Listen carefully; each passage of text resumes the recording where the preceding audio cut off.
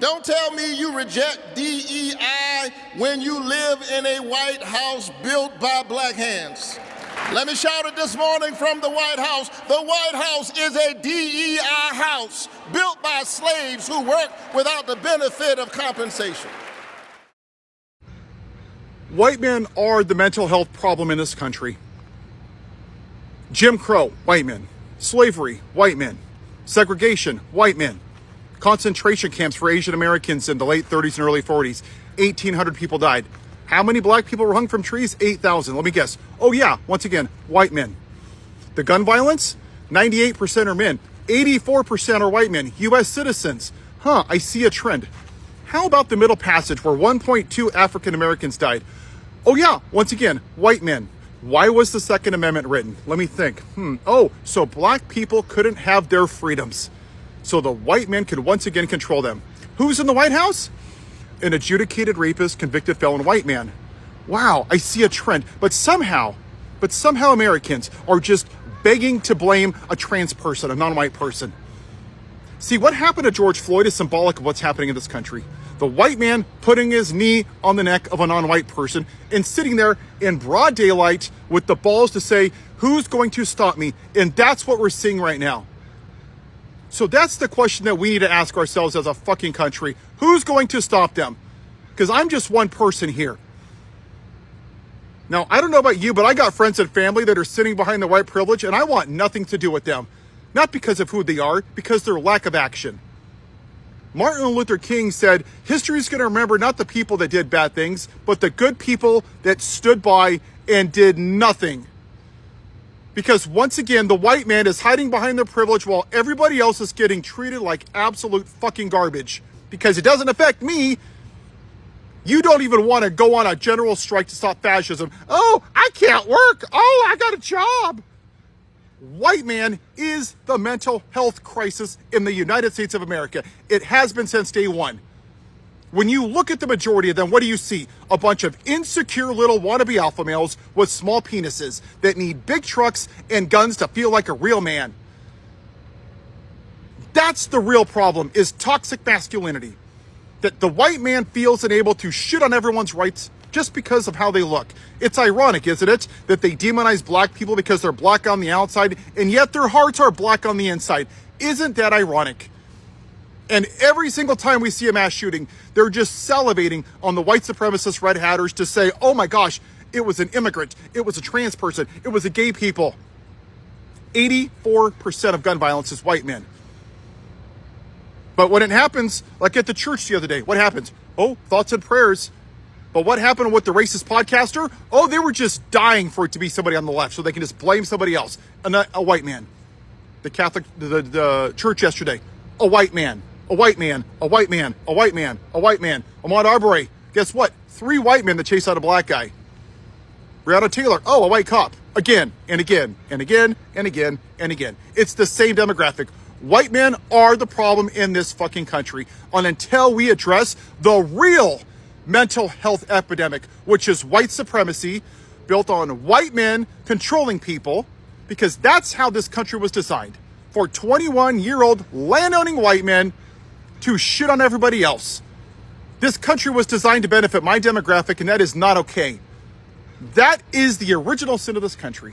And until we address it, we will never be a great country, and we haven't been a great country. And if you don't like that, then you can ship. It sucks to be a white American.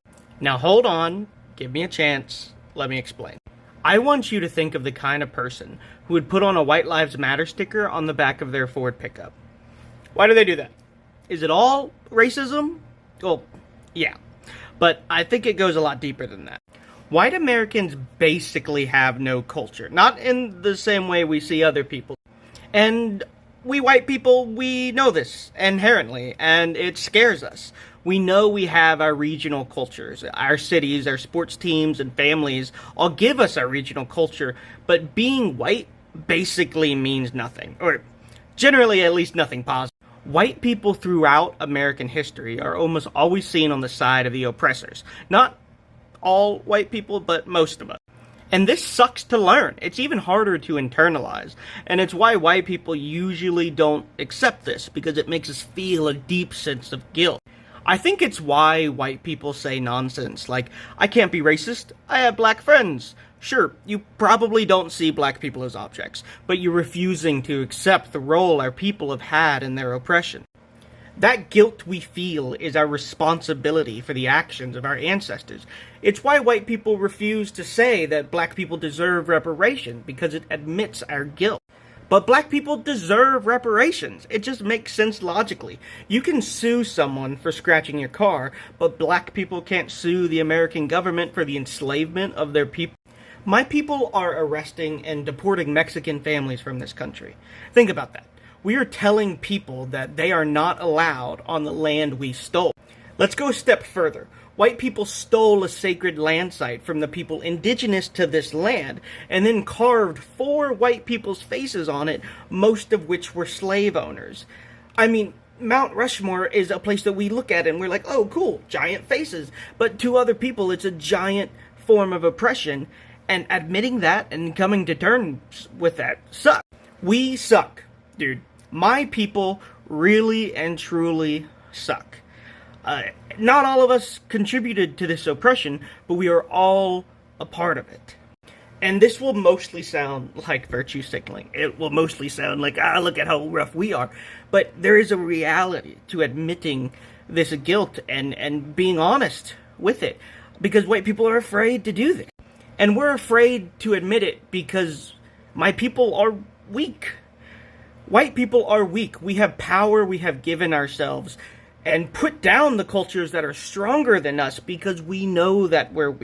If white Americans were oppressed the same way black, native, or Mexican American people are, we would crack like glass. Our culture and identity as white people is so meaningless that we do everything in our power to keep other people down so that we don't break from having someone else on top. I think that's why you see white Americans championing white pride, not just out of ignorance or racism, but it's because they are scared. They're scared to come to terms with their guilt, scared to admit they're wrong, and terrified to acknowledge that we may have all the societal, economic, and political power, but as a people we are weak. But this isn't the way it has to be forever. I have hope that one day my people will finally take responsibility for what we have done. I hope that we'll collectively accept our role in the oppression of our non-white brothers and sisters and finally take action. And it will take the action of us white folks. It's not just non-white people that have to fight for their rights. It's us too fighting for them because our cross to bear is being born white. Being born with the skin color of the oppressors means that we have to fight to be nothing like them. We're not near that right now. America is in a tumultuous stage where it very much does not feel like white people are acknowledging where they went wrong. But I want to have hope, and I refuse to accept that one day justice won't prevail. Collectively, we can all shed the shadow of oppression and share this place together. And that's the message I want to end with. I want to be hopeful that one day oppression will be something taught in history class, something that we don't have to see ourselves in. That's what I hope. Anyway, I want to be optimistic in the end. Anyway, that's it. If you're really committed to being a racist in this country, you can't unsee what I'm about to show you. You might want to start checking Amazons for blankets, because this gas furnace behind me, you don't get to have one of those either, because that was invented by a black woman named Alice Parker around 1920. She received a patent on it. Yeah, that's how we stay warm today. I mean, if you love potato chips, they gotta go, because a man named George Crumb, a chef in New York, had sent French fries out with a meal and a customer complained. So what did Mr. Crumb do? He sliced potatoes so thin, fried them up, dumped a bunch of salt on them, and sent them out. And that is the American delight of potato chips. They gotta go. Here in the bathroom, Lotta Newman patented the first hairbrush with synthetic bristles in 1898.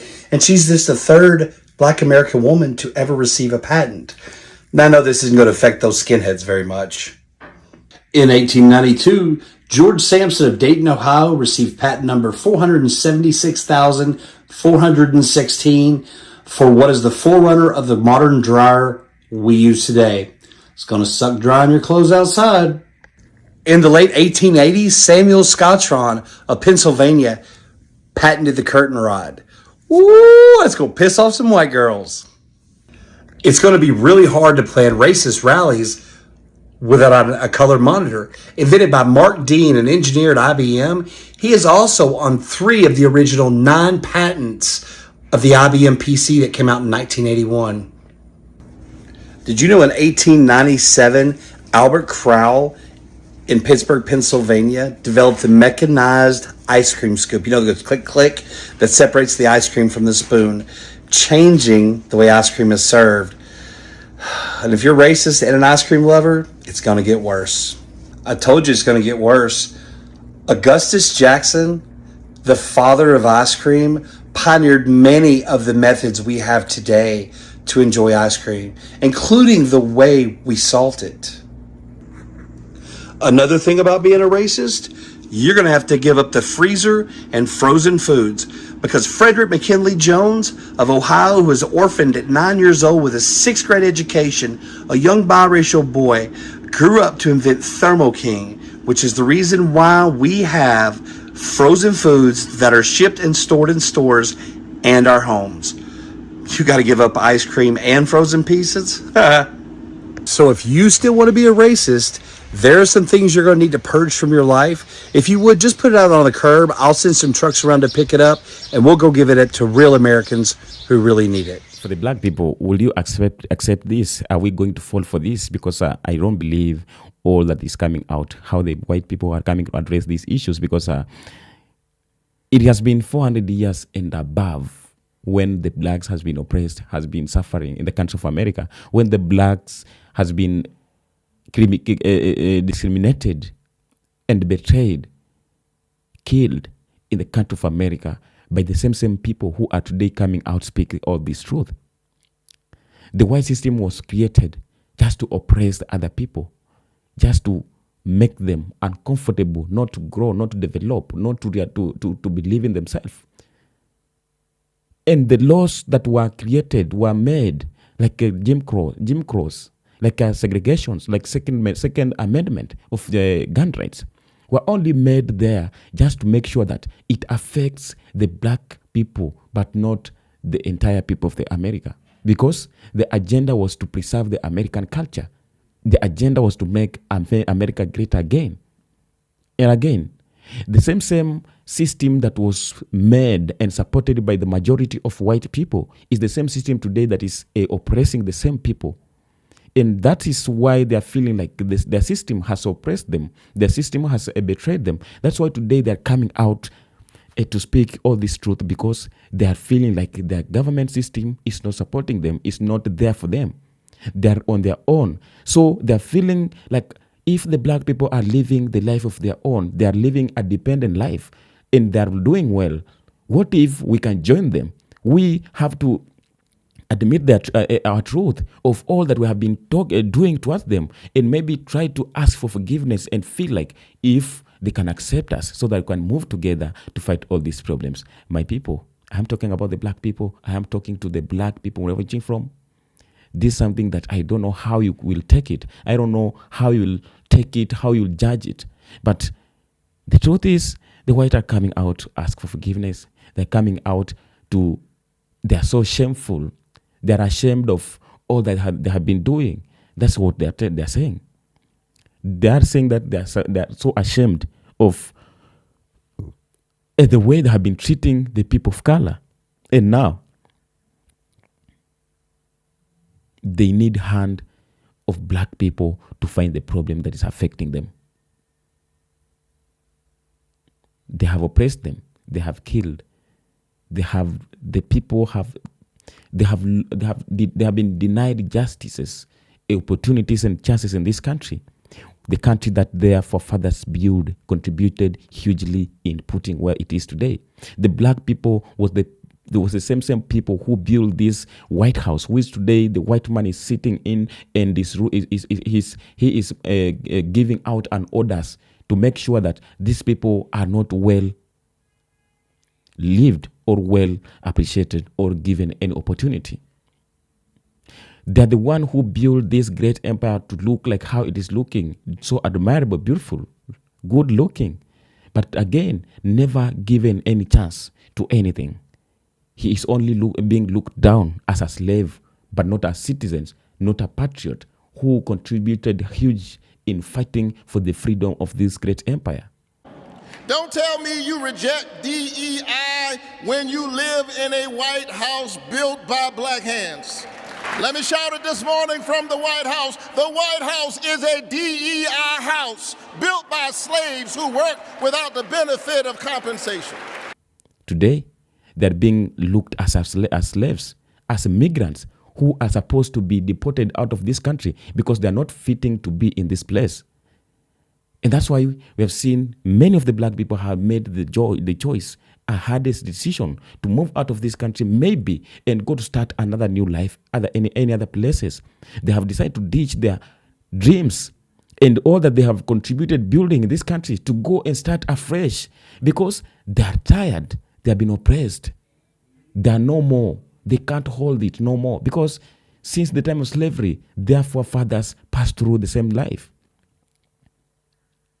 But because these are a different generation, and the white people today, they're feeling so guilty. They're saying that they feel so guilty of all that they have been doing to us, the people of color. I don't know, how do you feel? How do you think? And how do you take it? If you are really following up all that's happening. The great empire is falling. Not only America, but Great Britain, the France, and entire Europe is shaking. Today, everything is happening under our watch. All that is happening today, all that has been used to happen in Africa and all the entire black nations is what is happening today in the great empires. Today, I've seen the march, a protest that is happening in the country of Britain because they are being denied by their own system the freedom even for religion. We have seen the country of France, they are marching out on the streets because they have been denied their rights. And the government is not ready to answer their questions. The government is not ready to listen for their voices. This is how the African countries have been used to live. And at the end of it, they have been coming to continue brainwashing African leaders, brainwashing Africans. They create a problem, they come to pretend like they're coming to help. But due to that process that they are coming to add more troubles than what exists. So, I don't know what is your perspective about this whole situation that's happening today, because personally I believe that there is nothing genuine here. There is nothing genuine here because the white people are the same people. You can be born as a Christian and you grow up and decide to change and take another decision. You become a Muslim, you become a pagan, you become any other way of religion. Because you have your own common sense. You have the ability to make your own decisions. That's why most of us, you might grow up or born up in a family of witchcraft. But again, if you grew up, you have your own way to think and make your own decisions. So we have still today the white people the elder white people who still are committing all these incidents. They are still practicing racism, oppression and everything. Despite the minority who are coming out to ask for forgiveness and speak the truth.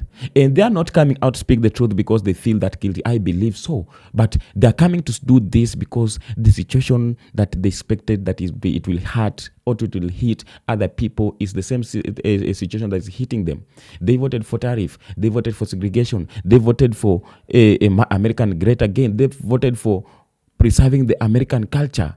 And that is how the system is doing. And because they are doing this, because they feel like the system has betrayed them, what they voted for is not what they are getting. But we, as in my perspective, I believe that what they voted is what they are getting. They voted against the black man, expecting that the current regime will only be made to oppress other people. That's why they turned out in large number to vote against the black person, the black candidate, Kamala Harris, despite warning them. They never listen because they have hate. They hate people, the black people, with passions. With passion. That's why they're suffering today. Most of them. And I can agree with the other person, because not all the white people are bad. And I can say that the white people are not bad, but their system, the rotten system, is what the problem is. And because they believed in it so much, that's why today the black people are enjoying the fruits. They're just okay with the whole situation, because it is not that it's favoring them, but it's because this is how they were born, and they grew, and that's how they practice themselves to survive. They lived a life of you live a life of looking yourself as a victim for even for the mistake that even you are not committed. The gun right amendment was passed in America. Was not only being passed to protect the people of America, but to oppress other people, to kill the people of color. And you've seen many white Americans who have been killed with guns, the same gun right that they were supporting. And that's when they felt that pain, and come to realize that people have been passing through a lot. The people who have been targeted, who have been passing through this kind of life, they have suffered, they have passed through a lot, they have faced a lot of damages. So what you are feeling today is how the people have been feeling many years, centuries, over centuries. I will not take much of your time. I don't know how do you feel about these issues. Just tell me. We'll have the comment section. And I believe that we are moving together, and we will continue doing our best to know all that's happening and how we can do our best to overcome all this. Until next time, we can do the same. Thank you very much. Consider subscribing, join my membership if you are new here, so that we can continue moving together and make more to happen. Until next time, until next episode, don't forget to come back and be blessed wherever you're from.